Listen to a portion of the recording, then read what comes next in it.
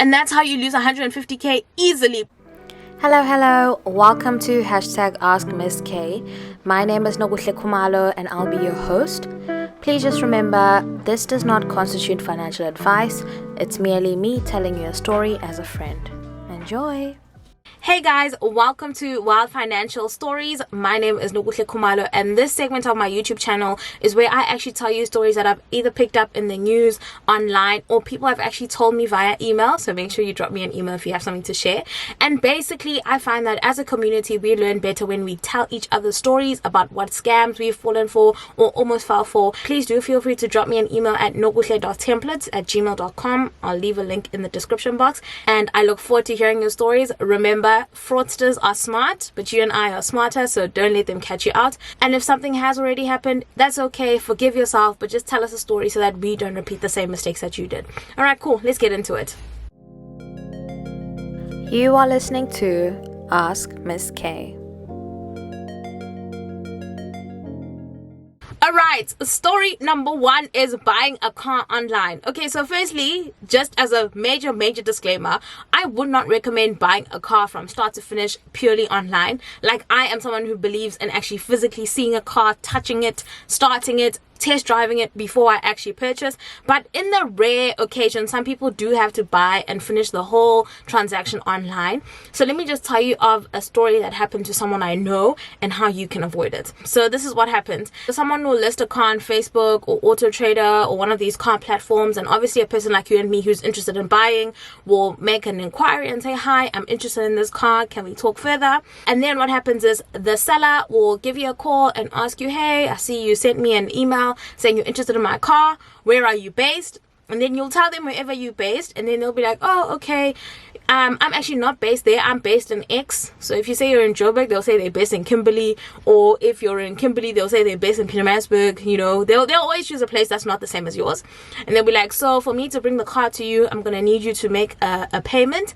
Sometimes they will ask for the full payment, and sometimes you'll make it because it's like, yo, I can't let go of this deal. And you know, these guys are good guys. Like, scammers are really great at marketing, and they've learned the skills, so they really know how to entice you and say, yo, listen, I've got so many other people who are interested in this car, but if you really want me to hold it for you, just, you know, show me a sign of good faith, deposit 20k or half of the money or whatever. And sometimes a bell that should ring is if the price is too good to be true. So sometimes they'll list like a Hilux van for like 50k, and it's like, is that realistic? You know, trucks are like $500,000 to begin with, but now you're getting a brand new Hilux for 50k. That should, you know, already ring bells. But just in case it doesn't, they'll actually push you to say, okay, make half the payment, or they'll say, please, I need to travel to you, so you need to actually pay for the travel fees, and then you can settle the car when I see you. Do not, and I repeat, do not make any payment for any car you have not seen, okay? Even if they say they need you to pay the travel fees, it's fine. Tell them I'll pay you the travel cost once you're here, because what happens is you will pay that little amount because they'll be like, oh, only pay 3k, and then we'll meet at so and so. That 3k it's just a gift. You are never going to see a car because there is no car to begin with. So my advice is do not pay anything for a car you have not seen, touched, felt, and for a car you have not seen the car ownership details of, because sometimes someone can bring a car, okay?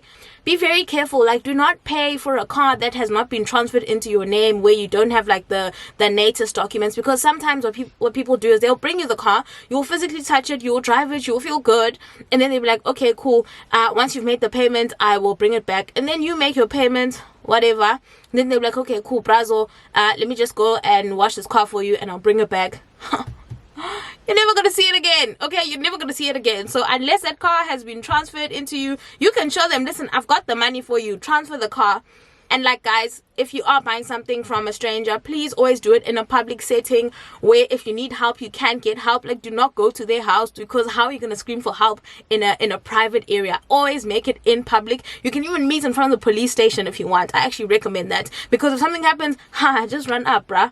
Run up and call whatever constable is on duty and they will help you. And last tip, if you absolutely have to deposit money, like if you have to deposit money for this car before you see it, please rather go and do the deposit inside the bank. Don't do it at an ATM. The reason I say this is because once you're at the teller, you can tell them, I'm about to buy a car, can you just check if this account hasn't been flagged for anything? This helps you because the teller will actually be able to check the account for you, and if it has been flagged, they'll tell you, I wouldn't recommend that you make a payment. So what happened is, I know someone who was trying to buy a car, and the teller told them, okay, this account has been flagged, please do not put money in. Then the person went out and called the seller and said, hey, listen, the bank is telling me your account is flagged. What's going on? I'm not going to make any payments.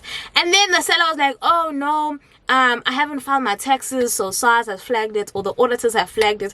Guys, do not buy all of these lies. It was flagged because when you are a victim of such a crime, like if you've paid money and then you didn't get a car, what you can do is actually go to the bank and tell them what happened, and then they'll try and trace the account number.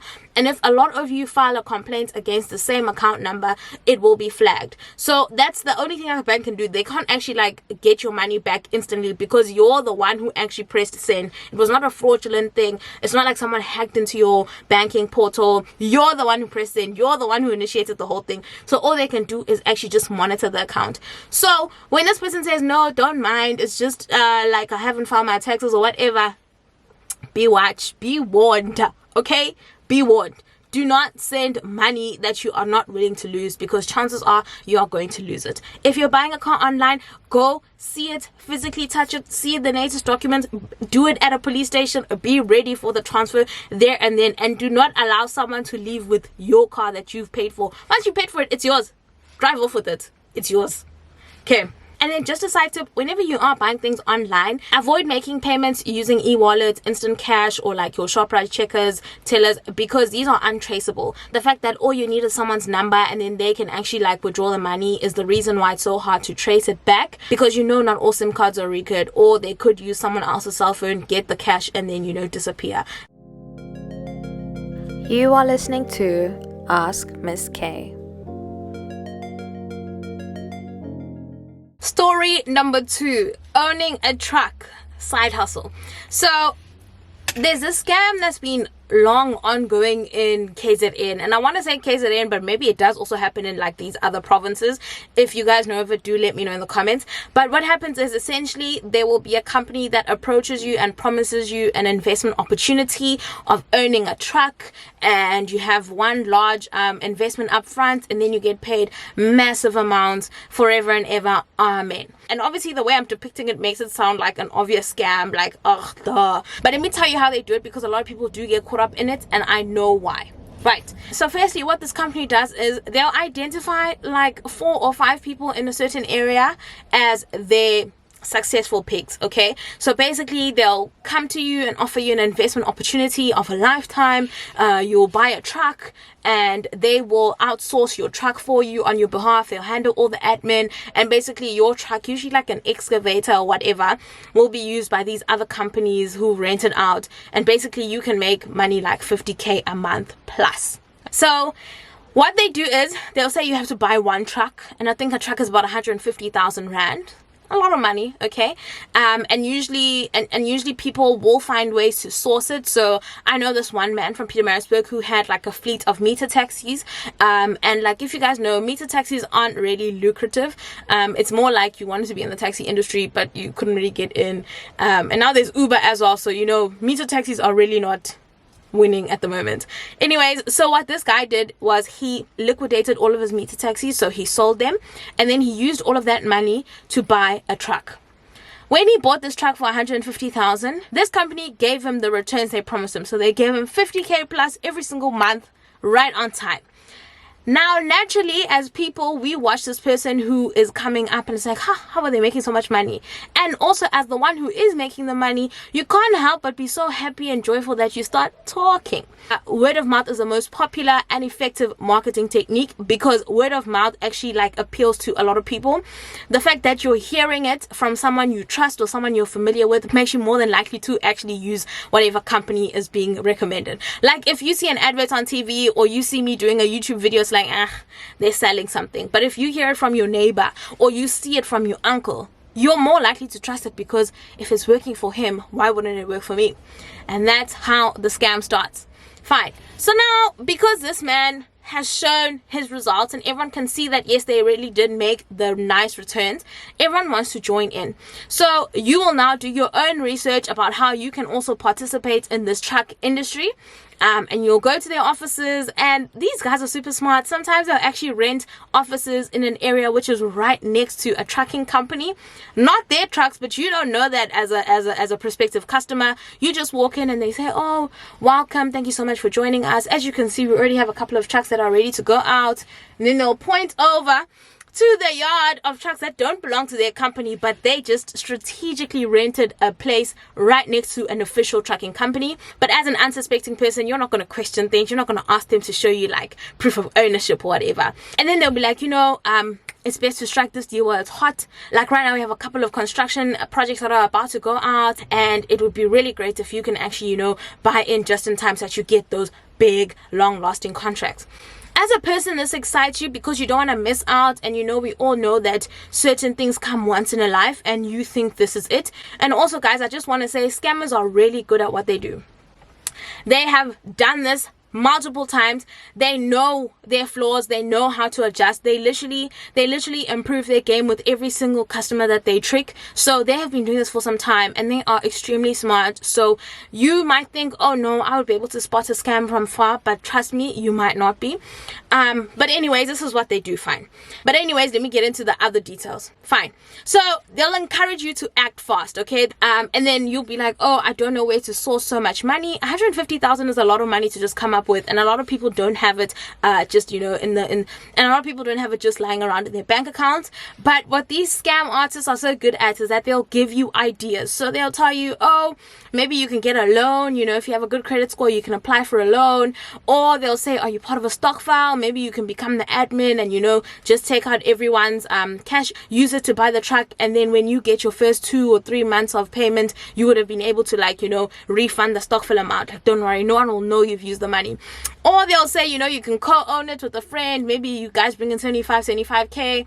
Or they'll recommend that you resign, because if you resign, you get a portion of your pension money paid out, and you're actually meant to keep this and reinvest it wherever you're employed next. But a lot of people just use it and they renovate and whatever. But now people were actually starting to resign just to buy a truck. Fine. So now you've come up with your 150k and they show you the excavator that you're going to qualify for. And guys, this system is usually tiered. So it's like, okay, 150k is the entry level truck. But if you want to get like really great deals and exclusive deals with the government, maybe you can aim for the 200k truck or the 300k and whatever. And if you have the money, you end up going for those higher tiers. And then these guys take the scam so seriously. They'll even send you documents. They'll make you sign things. They'll send you your truck's registration. They'll tell you this is the number plate. Then they'll tell you when your truck has been placed and what routes it uses and all of that. Fine. As a person, you get excited, and what do? You tell your friends, oh my word, guys, I've just bought a truck. This is it. This is the number plate. You haven't even received your first payment, but you're so excited because you know it's gonna happen. What happens? Your new friends that you've told now also go and do the same thing. They also want to be part of it. No one wants to miss out. This scam got so heated at some point that I know a lady who used to drive to Durban from Pietermaritzburg like quite frequently just to try and spot her truck, because they told her that her truck was doing long distance from Johannesburg all the way to Manzimtoti, so it was going to use the freeway going to Durban. So she'd always try to spot it out. Literally, she'd always be looking on the road like, where is it? I also know of people who have actually invested in this without telling their spouses. So like they'll use their joint account or whatever and buy this truck hoping that they'll just pay it back without like it being noticed. And I just want to say, you never get that first payment. You never get it. And the thing is, these fly-by-nights move so quickly. Literally, maybe they'll have their office in one space for a month. They'll move to another place that even when you want to go complain, they're no longer there. And you can call them and call them and call them and they'll never answer. And that's how you lose 150k easily. But anyways, be careful. Be careful of that scam. Let me know if you've heard of it happening in another province outside of KZN. You are listening to Ask Miss K. Story number 3. All right, so this is for my people who are, entrepreneurs or who have side hustles. Maybe you're in the catering business or you have decor or whatever, like event stuff. Be very careful. There is a scam that happens where you'll get a call and someone will be like, hey, listen, the ANC or the EFF or the DA has an event happening in this area and we'd love for you to cater for us, or we'd love for you to decorate for us, or whatever, and then be like, okay, cool, you've been chosen. And then you get excited because obviously this is your side hustle and now you're about to do a whole massive event for the government. Congratulations, it's gonna look good. You can now go clothes and say, yeah guys, look at my work, I did this event for and it's gonna be good money, Hi, and then they'll say, okay, please send us your banking details and also quote us how much it is. So let's say, for example, you said, okay, to cook for 200 people, I'm going to charge you, 200 is a lot. Let's say to cook for 50 people, you're going to charge them 10,000 Rand. They'll be like, okay, cool, no problem, 10,000 Rand, we've accepted your quote. Please send us your banking details. You send them your banking details and then they will send you too much money. So you quoted them 10,000 Rand and they'll send you back 19,000 Rand. And then you'll get the SMS confirmation that you just received money. And then almost immediately after, a guy will call you and be like, hey, listen, sorry, I actually sent you too much money by mistake. I was only meant to send you 10,000 Rand, but I sent you 19,000 Rand. I'm so sorry. Can you please send it back? I actually need this money to pay the other vendors. And you'll be like, what? And they'll be like, no, I pressed incorrectly and I need to pay for the transport guy, the buses and all of that. Please, can you send it back? I'm going to get into so much trouble at work. I'm so sorry to do this. And then people, obviously, they'll play with your emotions, and you also don't want to mess up this opportunity because you're hoping that they'll call you for another event in the future as well. So you'll be like, okay, all right, no worries, I'll send it. And then what happens is you'll maybe go to your banking app and be like, I don't think the money has reflected. And then he'll be like, no, here's a proof of payment. He'll send you the proof of payment to say it's coming. But because it's going to take so long to get back to me, can you just, initiate from your side so that when the 19K comes, you've already sent me back the 9K. Fine. Let's say you send back the 9K because this guy sounds so sincere and you did see the SMS and you do see the proof of payment. It's definitely going to come. You send the 9K and then you wait for the 19K to reflect and it never comes. You check your bank statement. There is no proof of the 19K coming in, only the 9K going out. You go to the bank and you complain because, oh my word, the scam happened, this is the number. And the bank says it's not fraudulent activity because you're the one who put it in your portal. You're the one who pressed send. So we actually cannot intervene. All we can do is flag the account. That's their favorite line, flag the account. That's all they do. So now you've not only not got a gig, you've also lost out money. You've actually spent 9K. And you have nothing to show for it. So be very careful. If someone does send you a proof of payment, say thank you so much. However, I will wait for it to reflect in my account before I can send it to you. And guys, remember the SMSs. They can actually play with SMSs. I've gotten so many SMSs telling me I need to update this and this. But actually, in most cases, sometimes it is an account that I actually have. And I feel like there's a leak in some of these banks. The fact that people know that, oh, I bank with how do they know, So just be very careful. Do not send money you have not received. And if anything, if the person is like pressurizing you, tell them, listen, I don't have any other money. Like, I don't have money to send you, because why must they assume that you have 9K just lying around to send them just so they don't get fired? Also, they must do their job properly. It's not your fault. If they get fired, they get fired. Sorry. It is what it is. So be very careful.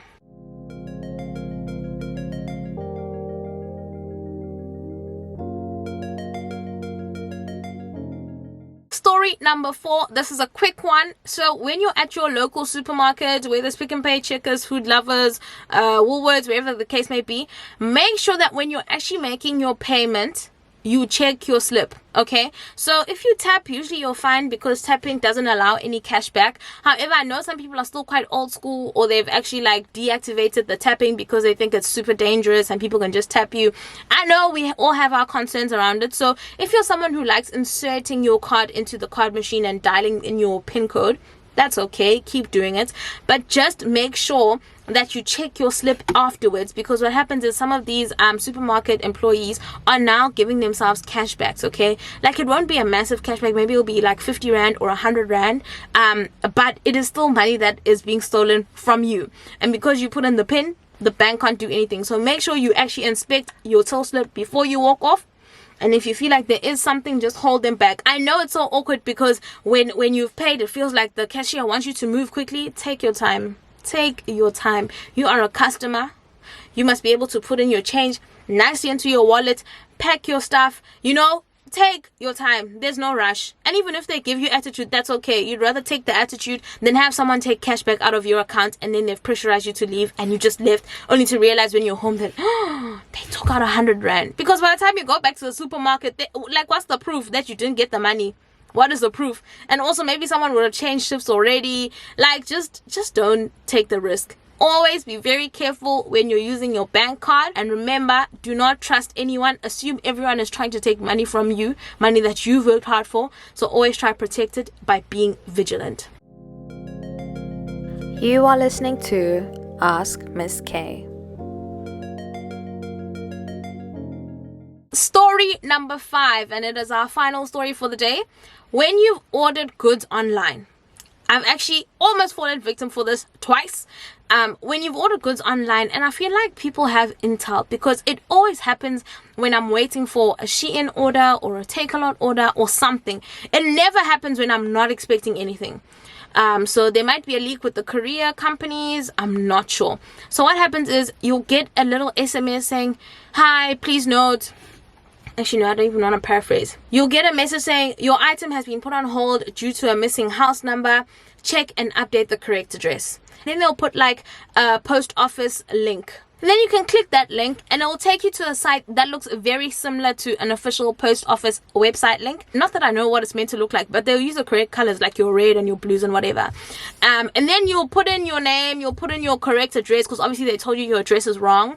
And then they'll say you are going to be charged 6 Rand admin fee just because they have to update this. So it'll always be something very small, something you don't really care about, because it's like you're waiting for a massive order which probably costs you like 3 or 4 or 5,000.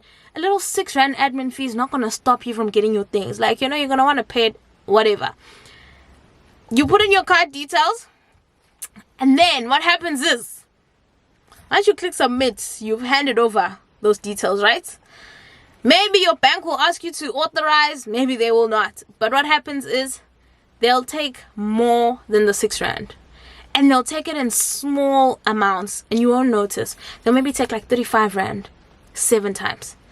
Then they'll take 50 Rand 7 times. Like, they'll keep increasing it to see what their limit is, because they don't want you to get the notification. Because some of our banking apps, we only get notified of swipes like if you've swiped over 150 Rand. So they'll keep increasing the limit just to see how much they can get away with before you actually block that transaction. Basically, some lady said they took up to 9,000 Rand. And she hadn't even paid her rent. She hadn't bought groceries. And she was just flat out broke for that entire month because of the scam. And guys, with that scam, they are very convincing. But like, if you start to analyze, you will see certain things that are wrong. Like, you'll see that the website URL might be spelled incorrectly. Or like, the number that they sent you, the thing is incorrect, or the fact that post office doesn't really handle our goods anymore. Like, if you've ordered on Takealot or Shein, post office isn't really involved. So always make sure you do check on the original site that you ordered on. And if you're unsure, rather don't pay and speak to support from the site where you ordered from instead of just going through with the payment. So be very careful. But yeah, guys, it's very unfortunate. And actually, if you can, I'd recommend that you have like a virtual card where you actually load the money each time you're going to make a purchase, because that's the only amount that they can take from. Or you have a separate account. Like, I know people will use or whatever just for their online purchases, because that's not where their salaries come in. But I'm obviously not recommending the bank because I don't bank with them, so I don't know if they're good or bad. But that's about it.